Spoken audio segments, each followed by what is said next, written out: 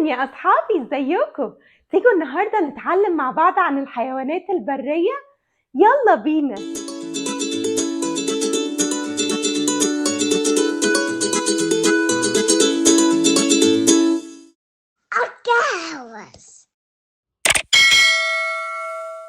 طيب يعني ايه حيوانات برية؟ الحيوانات البرية دي اللي هي مش ممكن تعيش معانا في البيت، هي بتعيش بعيد لوحدها، بتعيش في الطبيعة.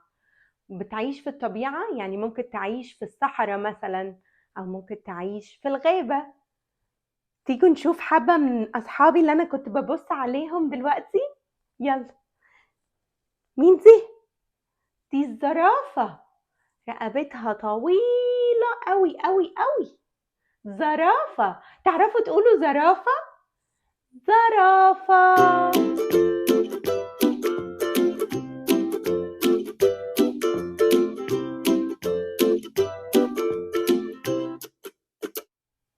وده مين؟ ده الحمار المخطط، حمار مخطط، أو في ناس كمان بتقول عليه الحمار الوحشي.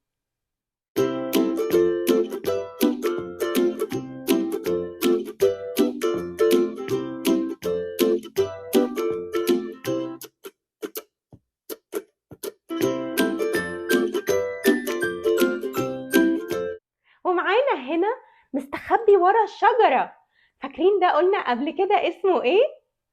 أسد. برافو عليكم، انتوا شاطرين قوي. أسد، أسد. والأسد زي ما اتفقنا هو ملك الغابة.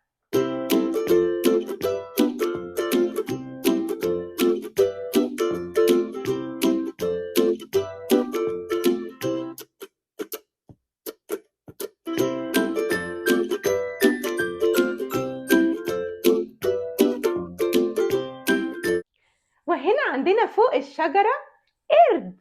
القرد ده بيقعد ينط ويطلع فوق الشجرة وبياكل موز، بيحب الموز قوي. قرد، قرد. أو أو آ آ.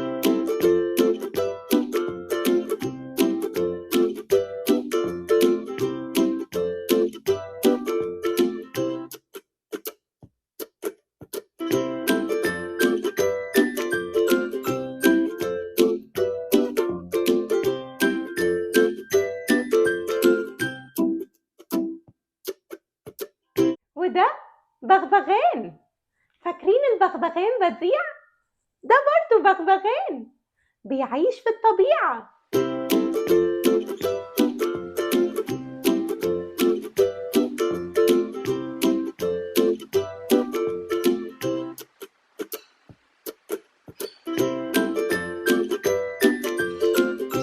وهنا كمان عندنا نمر. نمر، عارفين النمر صوته بيعمل ازاي؟ هو شبه الأسد شوية. تعرفوا تقلدوا صوت النمر؟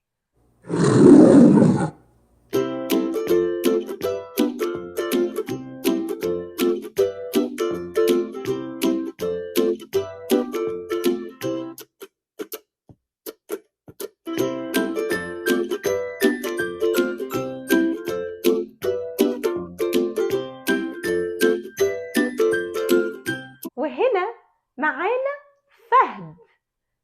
فهد، الفهد ده أصغر شوية من النمر وألوانه مختلفة. تعرفوا تقولوا فهد؟ فهد. برافو عليكم.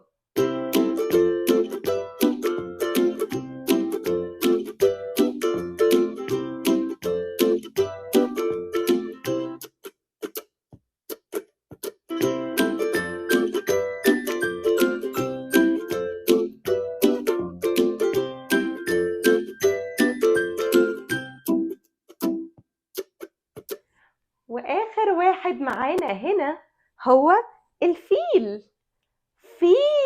الفيل عنده زلومة طويلة قوي ولونه رمادي، وبيعيش في الطبيعة برضو.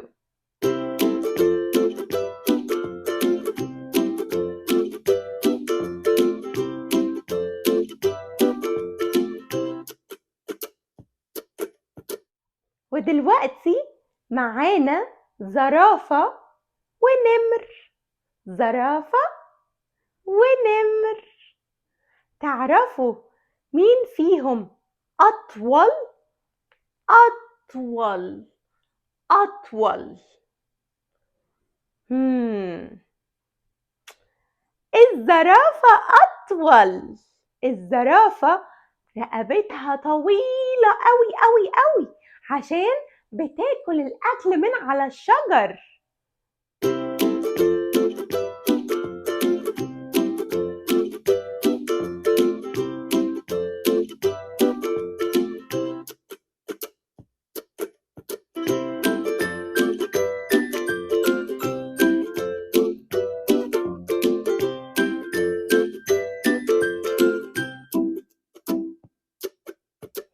زي ما اتفقنا الزرافة أطول من النمر، والنمر أقصر من الزرافة.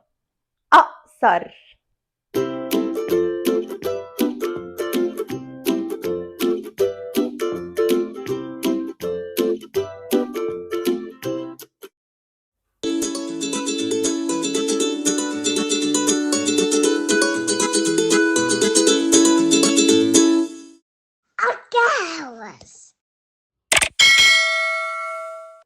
أهلا بكم يا أصحابي، أنا الفيل فلافل.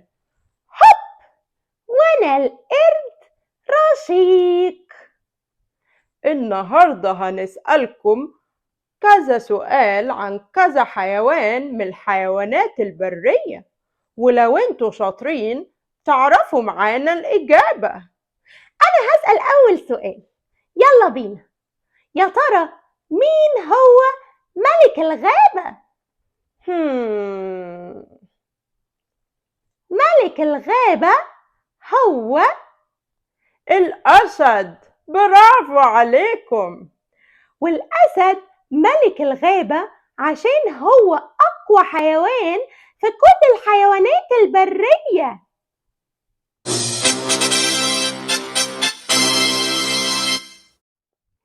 تاني سؤال معانا النهاردة، مين هو أطول حيوان في الحيوانات البرية؟ أنا عرفت.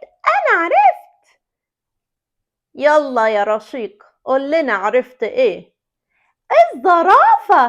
الزرافة هي أطول حيوان في الحيوانات البرية.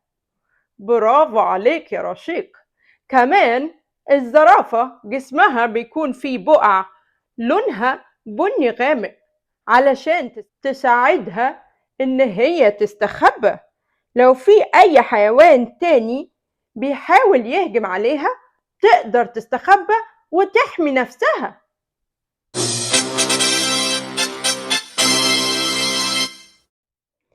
أنا عندي سؤال كمان، مين الحيوان اللي جسمه مخطط أبيض في أسود؟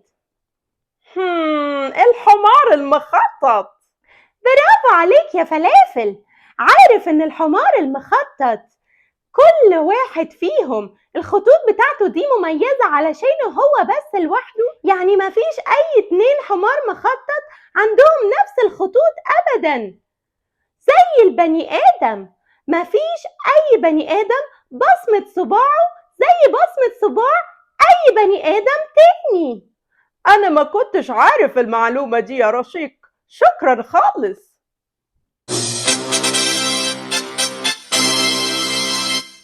طيب أنا هسألك السؤال ده يا رشيق، مين حيوان سريع وبينط على الشجرة وبياكل موز وذكي قوي قوي قوي؟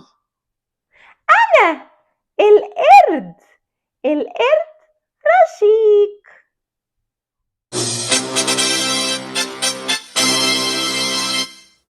قول لنا بقى حاجة عن نفسك أنت يا فلافل. أنا أكبر حيوان بري، جسمي ضخم، ودني كبيرة، وعندي زلومة طويلة بستعملها علشان أعرف آكل وأشرب. عندي ذاكرة قوية قوي، بفتكر حاجات من زمان خالص. بعيش في الطبيعة، بس كمان ممكن تلاقوني في جنينة الحيوانات أو في السيرك. وأنا ما باكلش غير فاكهة وأعشاب. انت جميل قوي يا فلافل.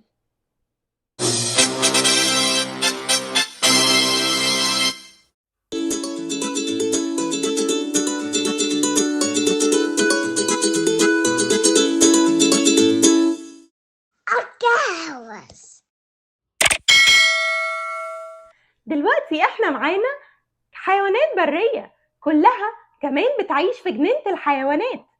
احنا هنعرف اساميهم، بعد كده هنحطهم في العربية دي اللي هتاخدهم على جنينة الحيوانات. تعرفوا ده اسمه ايه؟ خرتيت.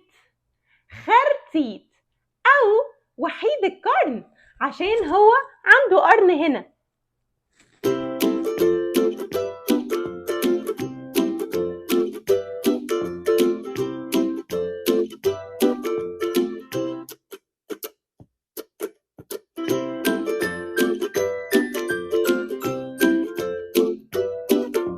وده الفيل. فيل. واتفقنا ان دي اطول حيوان بري، الزرافة. عندنا كمان سيد قشطة. سيد قشطة.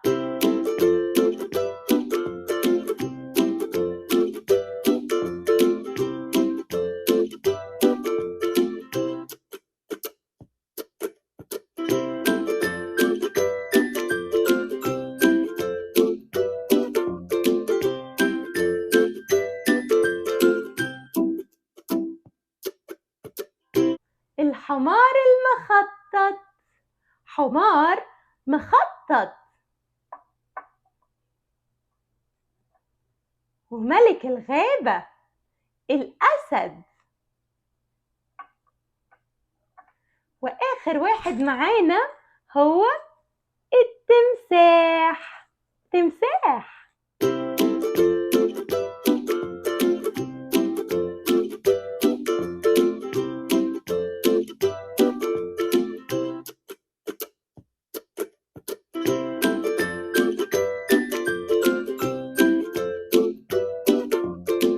دلوقتي هناخد الحيوانات بتاعتنا وهنركبها في العربية دي عشان هي هتوديهم على جنينة الحيوانات. يلا نجرب. يلا يا فيل. يا ترى الفيل بيخش هنا؟ لا، مش راضي يخش. طب هنا؟ لا برضو. طب من هنا؟ اهو الفيل. يلا يا فيل اركب يا فيل علشان هنوديك على جنينة الحيوانات. وسيد قشطة، يا ترى هيركب من هنا؟ لا. طب هيركب هنا؟ دي على قده بالظبط. يلا يا سيد قشطة. وبعدين ده شكله على قد التمساح بالظبط. هنحط التمساح هنا علشان يروح جنينة الحيوانات. وبعد ما دخلنا الفيل وسيد قشطة والتمساح في العربية، هندخل بقية الحيوانات اللي فاضلة. يا ترى الزرافة تقدر تخش من هنا؟ لا، المكان مش مقاسها. طيب نجرب ندخل الأسد؟ برضو مش مقاسه. طب نجرب نحط الخرتيت. المكان ده هو مكان الخرتيت، هو مقاسه خالص. وبعد كده فاضل عندنا 3 أماكن لل3 حيوانات اللي فاضلين عندنا.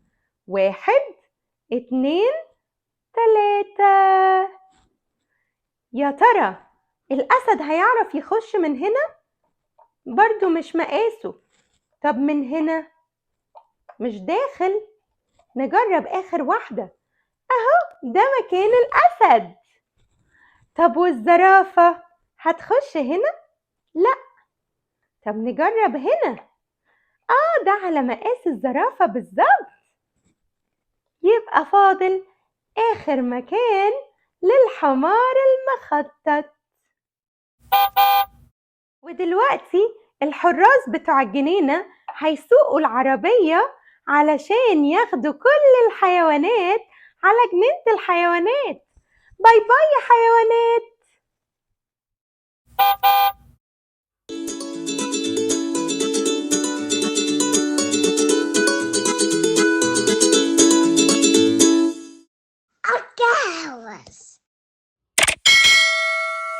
فاكرين ده اسمه ايه؟ اسمه فيل. فيل. عندنا 2 فيل، 1 2. تعرفوا مين فيهم أكبر ومين فيهم أصغر؟ أكبر وأصغر. أكبر وأصغر. لو حطيناهم جنب بعض كده، ده الفيل الأكبر وده الفيل الأصغر. تعرفوا تقولوا أكبر وأصغر.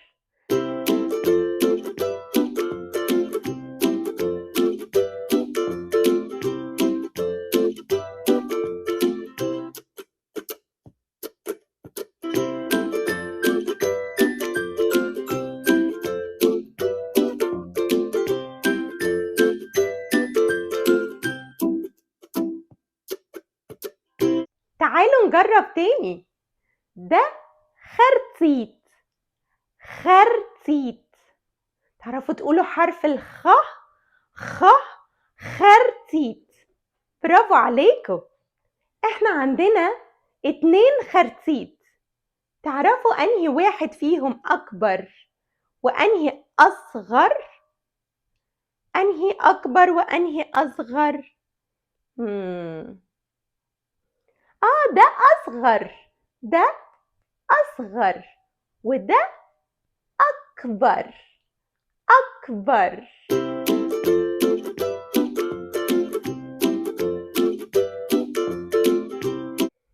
طيب دلوقتي عندنا 2 زرافة. مين فيهم أطول؟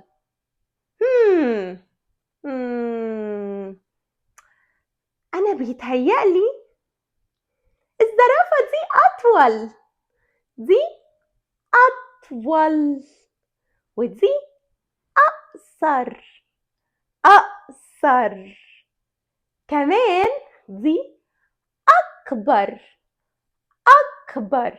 ممكن نفكر إن هي الماما ودي الطفل.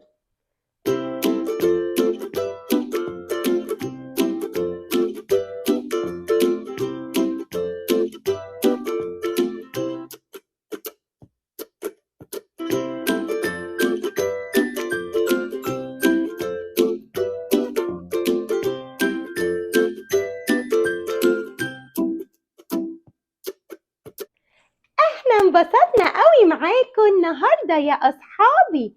يا رب تكونوا اتعلمتوا حاجات كتير عن الحيوانات البرية. وأنا أحب في الآخر أقول إنه مهم أوي أوي إننا نحافظ على كل الحيوانات، لأن هي جزء من الطبيعة وبتعمل توازن. يعني ايه توازن يا فلافل؟ توازن يا رشيق، يعني مثلا الحيوانات الكبيرة زي الأسد والنمر لما بتاكل الحيوانات الأصغر منها، ده بيساعد إن عددها ما يزيدش جامد قوي. وفي نفس الوقت الحيوانات الصغيرة اللي زي الفار أو السنجاب مثلا، دي بتساعد إن هي تنشر بذور، وده بيوفر أكل لكل الحيوانات التانية. فهمت. كلنا دورنا مهم قوي.